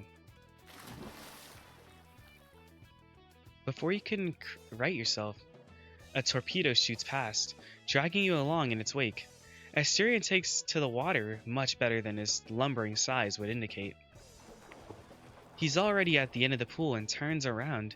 By the time you make it, halfway across, his gaze steady and blank, a man on a mission, or a charging bull, until he moves close enough to see you slowing down to watch him. He, too, slows himself. You did say a few laps, yes? Before you can respond, he's off again, full speed ahead with a deep chortle. Unmanageable creature. When he swoops by again to complete another lap, he even bumps into you with his hip. That had to be on purpose. You can't let him get away with it. Herd him towards the shallow end, grab his tail.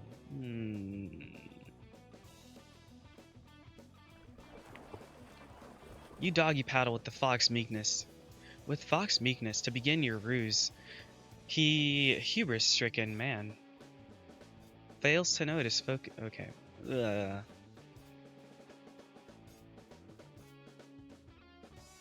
Doggy paddles the with fox meekness to begin your ruse. He, hubris-stricken man, fails to notice. Focus with all beings on showing up, it seems. Time after time, you allow his steering to swoop past, measuring how fast he's going, waiting for your chance to strike. At last, the perfect opportunity arises. As he makes another pass, with his tongue sticking out as he slips by, your hand darts out to grab hold of the dangling appendage behind him. He stops sputtering in shock to your act of foul play, but his inertia carries you forward, right into the step wide back. Your arms wrap tight around him, his tail thrashes between your legs. Tag, Asterion wriggles, but cannot hope to break your hold. Was this not supposed to be a race? Was this not supposed to be a race? Details, details. He huffs, he snorts, at last. His broad hands move to stroke your grasp, your forearms. So much rhymes. Was this intentional? Like, I've noticed this a lot. I suck with rhymes, by the way, so. I may have overexerted myself a little. Wanna rest for a bit? Jesus, dude, you're like, what? 8 foot and 400? No, you're definitely not 400. You're like 700? Yeah, I'm not gonna say some brain rot terms like 6'7", guys. That would be most appreciated, yes. The Bull of Minos takes a more leisurely swim to Vanishing Edge. He does not remove you from his back. The two of you rest on the side of the pool, overlooking the valley, taking in the view as Asterion takes in his slow, deep, calming breaths. So, a little rusty, hmm? If that was you out of practice, I can't imagine you when you're in your prime. Well, centuries have passed since I saw this much water, much less have I had an opportunity to enjoy it. I suppose that I missed it. A grumble crawls up his throat, bashful. Moo. He nods. Well, it's gonna be right here for you to enjoy any time you like.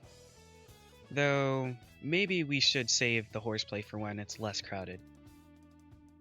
Oh, it's like the people are here too. I thought it was just us. Another nod as he looks around, noticing that the water level seems to be much lower now. Much of it has overflowed from the basin below the Vanishing Edge with all his splashing and wave making.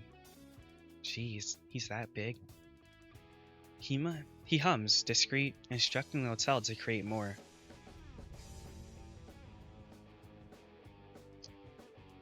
Wow, you can just create water. That's funny. After sitting at the edge of the pool for a while, Asterion looks back at you. Lucian, would you like to go dry off? You look up to your bovine companion, giving him a small nod. Sure, I think I've had enough water for now. We can probably call this project a complete success at this point. Indeed. The two of you get out of the pool, finding your towels right where you left them, on one of the sun loungers. You step away from one another and begin to dry yourselves off.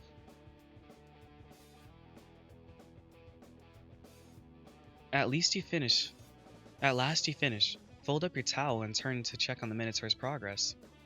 I apologize. This may take a while. Indeed, it appears that Asterion's fur will take a bit longer and more than one towel to dry. Even the desert wind seems to be helping much. Seems to only be helping only so much. No problem, buddy. We have all the time in the world. I think literally. We do, yes? Or he does.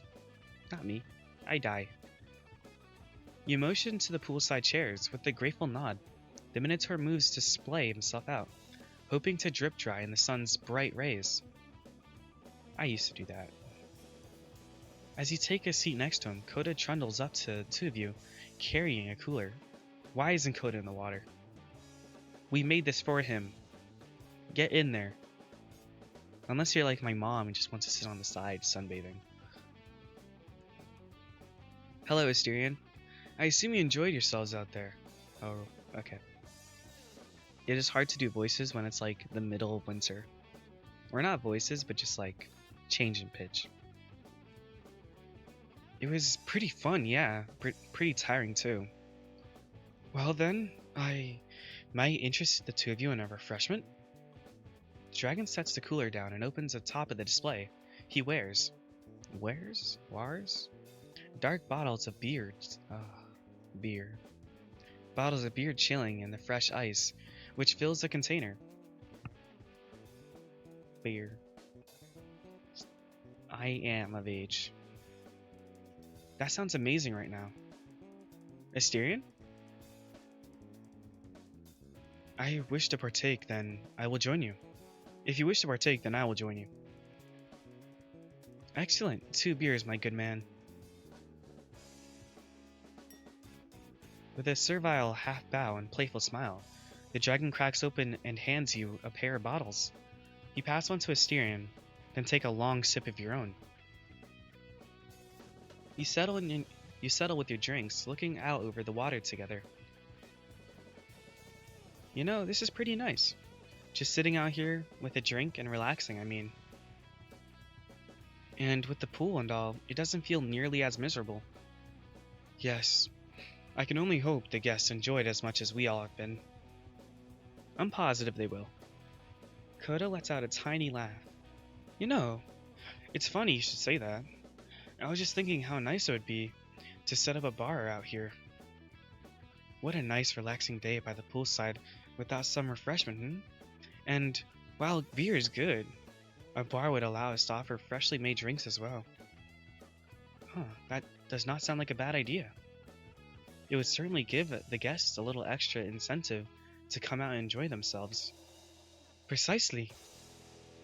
And well, in truth, running the lounge has reminded me how much I enjoy bartending. I think I'll have my hands full with it for a while yet, but I wouldn't mind coming out here to assist with the poolside bar too, every now and then. That does sound good, and I appreciate the offer, but I couldn't ask you to take something that... Wait. Ask you to handle something like that all on your own, on top of your other responsibilities. Yeah, we do have him working like a slave over here. I don't know what to say about that. He's working slave hours, is what I should say. Like I do. No, I don't work slave hours, by the way. No, I don't. In spring, yes. As a matter of fact, we should probably get some personnel together to run things out here on a more permanent basis anyway. For starters, we'll definitely need to at least have a lifeguard or two. As luck would have it, I was conversing with a guest from one of the Bahamas who was asking about staff openings this morning. Dang it! My money's going away. He's a web designer, but has worked as a few summer jobs as a lifeguard before. It's definitely a start. Go ahead and get me his contact info later. Although, we do have to consider that he alone may not be enough for some of the larger guests, especially mythicals who'd be too big for a human to pull out of the pool. Yes, I suppose that is something to take into consideration. Well, today is not the day for such topics. We'll figure it all out some other time. I guess so. For now, let's relax and enjoy ourselves. The dragon cracks open a bottle for himself, lifting it up towards you. I'll drink to that. Koda continues to offer drinks from the cooler, and to have a few himself. Eventually, however, he leaves for the changing room, giving you and Asterion some time alone. The Minotaur looks out the pool, now almost empty. This was the most fun I've had in a long time. Thank you for arranging it, Lucian. Please, it's all for the guests. Although, if I had to known how much you enjoy swimming, this would have been a higher priority. In that case, I will have to make sure I come out here as often as I can to ensure that the guests are enjoying it, of course. We cannot have our efforts going to waste now, can we? And I would like it very much if you would join me to make sure that no one is horseplaying too much. To give to your partner and coworker a smile,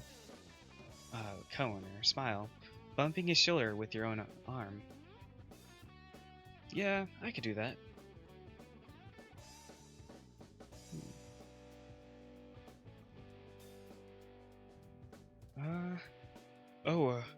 I wanted to ask, should I change back into my normal clothes?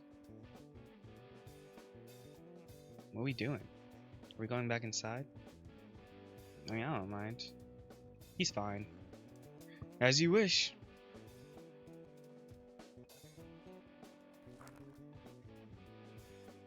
Outdoor swimming pool added to the tech folder. Let's check on the exploration team. Well, no one was sent out to explore. Darn. After your daily tasks are done, you enter the lounge to enjoy a meal and a moment of rest. You scroll through your phone waiting for Coda to come out and take your order. 10 minutes pass in the rigmarole of Coda's glacial politesse. You're well aware of the Eastern Dragon's tendency to take time and to introduce himself, to have short, courteous conversations with each other, with each and every guest, to do all he can to ensure that he has the most relaxing and rejuvenating experience. Man, Coda's better than me. Like, if I had one... Oh, that is loud. I'm sorry. I am working on this mic a lot. Sorry. But I had one job as a, I guess like I worked at a store, not a store. It was like, I play volleyball, yes, and I worked at like a, I guess you're gonna hear a little bit smaller, but I'm gonna get back to the story. Trust me. I'll try to keep it quick. Because you guys don't want to hear about me, you want to hear about the story. But I worked at a store. It was a volleyball store. Because I play volleyball. And I guess like it was like a bar volleyball place. I'm not gonna say the name, of course, or where it is. It's just somewhere in Jersey. It was pretty fun. But yeah, I hated giving food out to people. It sucked. Especially drunk people. If they were nice drunks, they were fine. Most of them are fine. Well, especially the volleyball guys, though. But the fact of the matter remains that he also has to work in the kitchen. Delays are unfortunate, but inevitable. Inevitable. Joking. Now that you're receiving more people, however, it still makes much longer than your worst estimate to be served. You read the news to pass the time. A new series of GPUs were announced by 2 competing manufacturers while you're been at the hotel. You wonder if the supply and scalper issues could be solved by using the hotel to replicate them, if given the access to sample. You get lost in your thought while making conjectures. You look up from your phone and search around for the ever-genteel dragon. Oh wait. Oh, okay. We're gonna be back at like the little guys again. The quick as a glance reveals no one drifting from table to table to welcome each guest. The warm, gentle pitter-patter of both his feet and his voice is conspicuous for his absence. Coda is nowhere to be seen. Again. Is something wrong? Something wrong? Oh my god. You get up to go check in the kitchen, but as soon as you do, you bump, and quite literally so, into something most unexpected. Eep. 2 of the kobolds are cowering next to your legs, barely noticeable under your table. Their usual rags are gone, replaced by miniature waiter outfits. Their shirts are made in a delicate linen, the vest is tailored to their every measurement, and their bow ties or burgundy aprons are crisp and fresh. Are they? I gotta check, guys. Are they? Okay. They're good. They're good. I'm feeling extra today. One of the kobolds jumps backwards to bolt, but the other darker one yanks his companion by the now crumpled collar. With his other hand, he pokes you with a piece of paper until you take it. No, Zapito. First, you get the customer's attention. Then, you write their order. Coda yanks the notebook from the kobold's grasp. And would it hurt you to say hello or greetings? Like, I just spent this morning teaching you. The doe-eyed darlings looks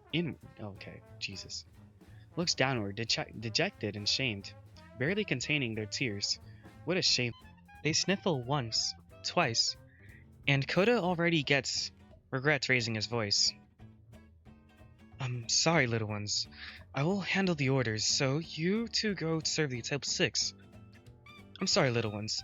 I will handle the orders, so you two go serve table 6, their meals. You've been doing a fantastic job of that. Can you do that for me? The dragon lays a comforting hand on either kobold's shoulder, and the gentle grace of his kind words reinvigorates the pair's enthusiasm. They scurry off towards the kitchen as Coda addresses you. I'm terribly sorry for the delay, Lucien. I thought they had a solid grasp on this task. It's okay, Coda. I was really distracted. I should have noticed them. I'd prefer to greet and take the guest order myself. It keeps the standards of our establishment high, you see. But at this rate, I don't think I can manage on my own. So you convinced the kobolds to wait tables? Oh no, they asked that of their own volition. These industrious little things seem to have taken a liking to me, and they're eager to help.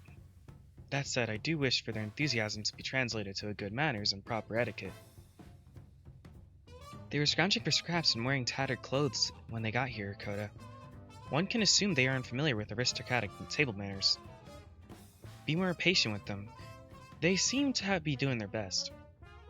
Indeed they are. I'm very sure they will learn the ropes sooner than later, and their help is very appreciated. Greggy, please, table 6 is the other way. As he turns, his shoulder spikes, ripped the other chunk of his dress shirt. Oops. You think the outfits were a good idea? Well, figure something out eventually. It's better than having them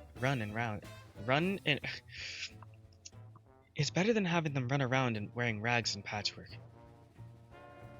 I'm sorry. Oh, where are my manners? What would you like me to get you?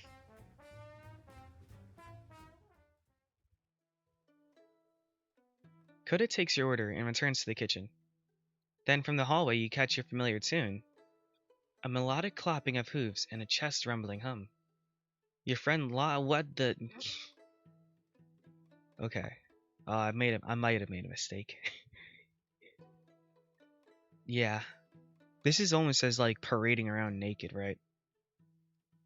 Jesus, Asterion. I did not think you'd be wearing it still. Your friend locks his gaze on you, but before approaching, he meanders about. He nods to the men sitting at the counter, waves to a pair of women snacking to the side, and bows to a family and their children. They're just gonna get a nice view of ass. Like, what are you doing? There's children. To you, he smiles, but even after sitting, he can't help but flick of his ears and fidget his hooves. His open and closed listening expression can often register to some of the guests, blank or stony, but to you he smiles. Is this not an invitation? You raise your eyebrows and he giggles. You wait for him to speak, and he merely snorts and leans back. Your petulant partner leaves you no choice but to take the bait. Seems like you had a grand old time. Yes, sir. Fine day it had been. And what exactly has made it so fine, The Minotaur rests his chin on a hand and scratches his own ears, but his lips remain sealed. The prey shall not deliver itself. The hunter must give a chase. Do I need to guess? Perhaps if you wish to finish... Oh my god. Perhaps if you wish to know it all. By the gods. One night, you give rights to a man, and not a week passes before he learns to keep secrets. Tell me, what stops me from ordering you to say it? Yourself only. Though, if you had it in you then, well. There would be no band in your arm. At least you give me some credit. Oh, he's just complimenting me. Okay. I'm a nice guy. Okay. I thought he was being mean. Maybe I should have put him outside. No, I'm joking. Now to guess what secret it is you're keeping. You ruminate on all the things that happened so far. All that good and bad. What could leave Asterion in such a state? Could it be something related to Argos? Has the rascal tried and failed to come up with another one of his schemes? But you aren't given the chance to consider further. The Minotaur gets antsy and gives in. Let's not tarry. Hear it.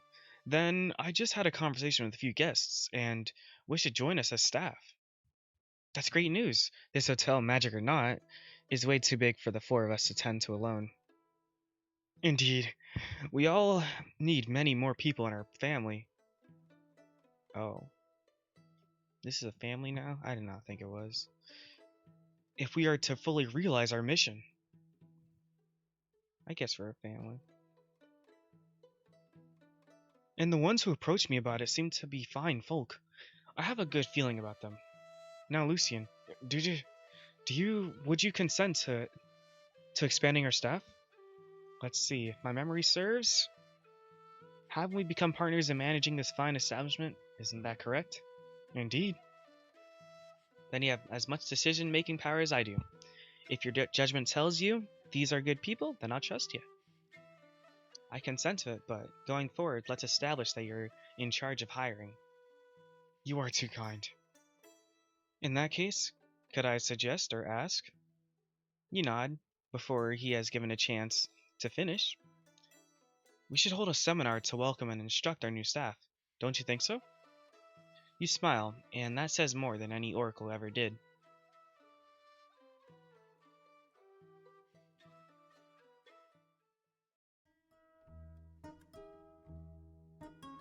The next morning, you and Asterion sit by the sidelines as Luke and Coda take to the stage and speak of their experiences so far. I'm gonna read that again. The next morning, you and Asterion sit by the sidelines as Luke and Coda take to the stage to speak about their experiences so far. Your guests, now cherished staff members, drink in every word, their eyes glimmering like stars after a light rain. Not a week ago, they had arrived in unwashed clothes. Only what they could carry. Or not even that. Today, however, they witness the Minotaur's mysteries. Everyone learns how to hum the realm to wakefulness and command it to realize minor miracles. Oh, so they can also use the power. Okay. Darn. I thought I was like the Crimson Witch from Marvel or something like that. They learn, too, that the hotel's greatness comes from its mission, and at a cost of hard work, dedication, and humanity. They learn much, but on the topic of Asterion's past, they are told only the essential point. He is the co-owner alongside you. All else is for him to share, if and when he pleases. Okay, I think I should change Asterion later. Asterion's tail swishes and grazes against your leg. His eyes have a fine dew to them as he swallows the lump in his throat. They have a home now. The hotel's fulfilling its purpose. Asterion nods, and his ears flutter as the thought, taken over by the song. You put a hand over your friend's shoulder and bring him closer to you. Your arm around his lower back, lead ring brushing against his shirt. He's not wearing a shirt. He lifts his own like at the sun at dawn, shy over the horizon until his warmth drapes over your shoulders in return. There they stand together, the statuesque lords of his realm, shameless in their brotherhood. Yeah, pretty shameless. This is the beauty of men at work, generous with gestures and shy with words. The Minotaur giggles and you smile. His tail swishes behind the both of you as you sip from your drink. But the moment ends too soon. Coda and Luke beckon for one of the co-owners to take over and continue their seminar. With the tips of your fingers, you push Asterion forward. Ooh, this is not going to go well. He does not budge until it crosses his mind that this may be in order, yet his first step only comes when he knows it's not. The Minotaur takes the stage once more, and this time he shows no fear. I would show fear if I was wearing that. Alright, I'll stop. I gotta stop commenting. I just don't think I wouldn't listen to a co-owner who is showing all this. As it was said, my name is Asterion. Oh, and I am this hotel's. He clasps his hands together as though grasping the smallest diamond, while all the time and memory swells forth. All the impossible fantasies one nurses when about to fall asleep, all the extravagant dreams one never mentions, all that can be admitted comes true. His chest swells and his voice, even if pitched, booms. My name is Asterion, and I am the hotel's co-owner, alongside my business partner, Lucian.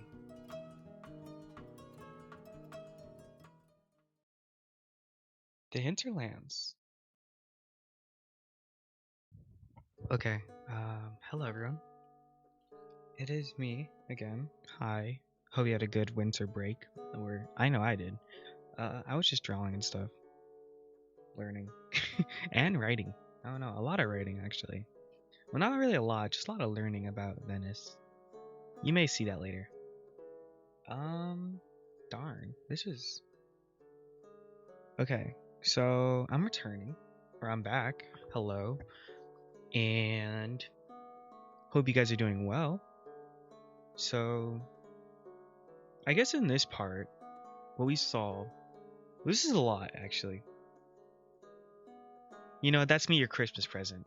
2 hour and 30 2 hour 30-minute video.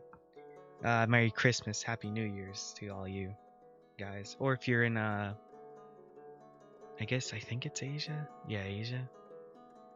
You guys got a different New Year date? I'm sorry, I'm not like too. I think it's in like. Let me see that. Let me search it up. Let me see. When is Chinese New Year's?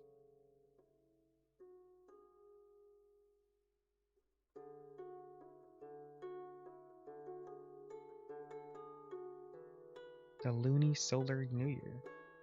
The Lunar New Year is February, so soon. 2 months, I think. Or a month. January, February, yeah, a month.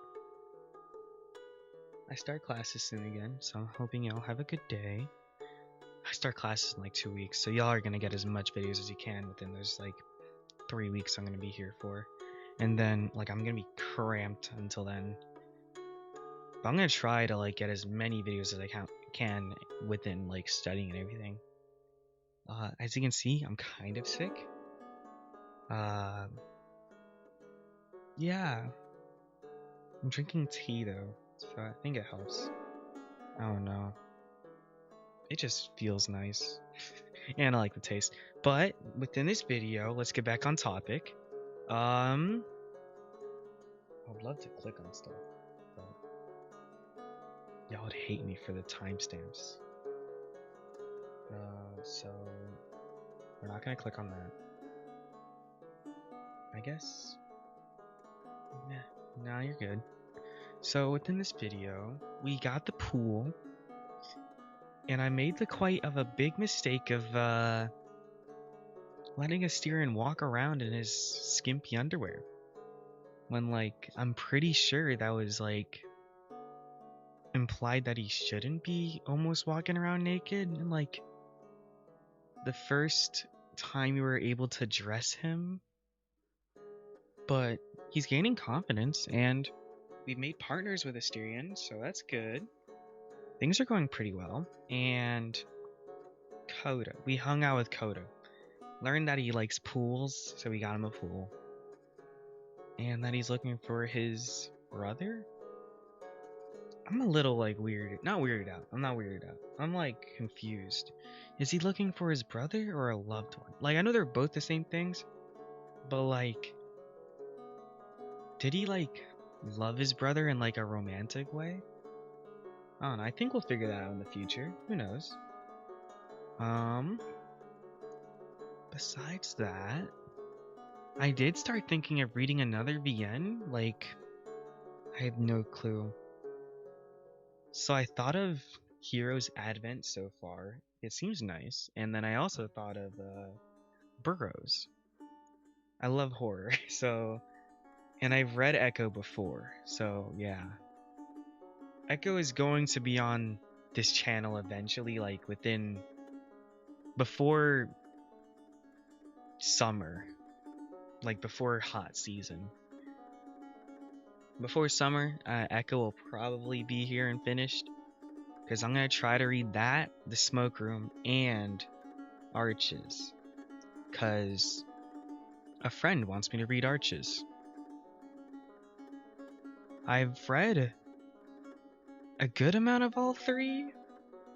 I'm pretty sure I finished Arches. I finished Echo. The Smoke Room? No, I did not finish. I hope I can. But I'm gonna read. Okay, so Echo. I'm gonna be reading Echo with someone else. And Burroughs with someone else as well. She will be, what's it called? Yeah, she will just be here. Cause I don't know, just gonna be here. But yeah, you should look forward to that. If you don't, it's fine. Like everyone has probably read Echo at some point, but like you can watch us read Echo or listen to us, not watch.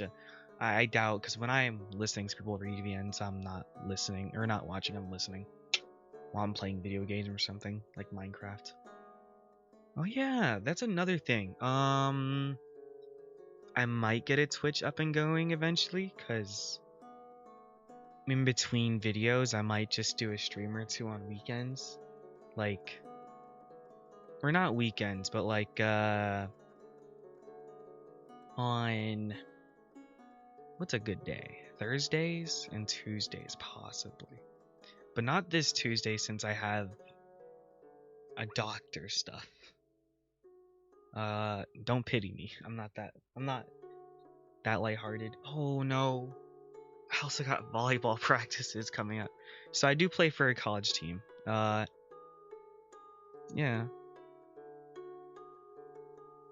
But don't worry, guys. I'm not like freakishly tall. I'm like, use your imagination, guys. I'm like average height here. I mean, the girl that's gonna be reading with us is taller than me, so yeah. I know, sad. I bet your fantasies are ruined of me. No, I'm joking. But what else is there? Coda. Oh, the kobolds are now working in the, what's it called? In the shop. We're probably gonna get a bar, because Coda wants a bar, because I'm kind of surprised Coda didn't go in the water, though, because he was, when we first saw him, he wanted to go in the water, and Asterian's a great swimmer. He reminds me of, what's it called? I don't know, like, a great swimmer. My dad, I guess. My dad was a swimmer. He, yeah.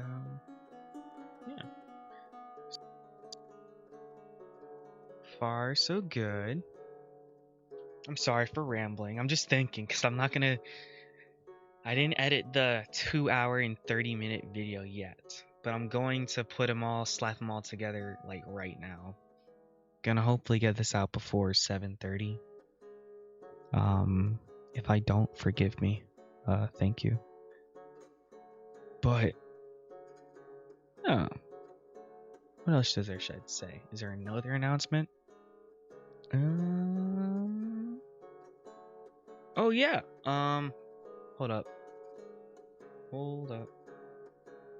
Am I allowed to show itch on this? I don't know if I'm allowed to. I don't think so. But they should have it here. Should. Yeah, these guys are the guys that did it. Where's their stuff?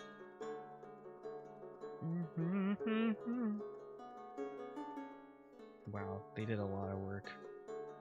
Renify, can we find here?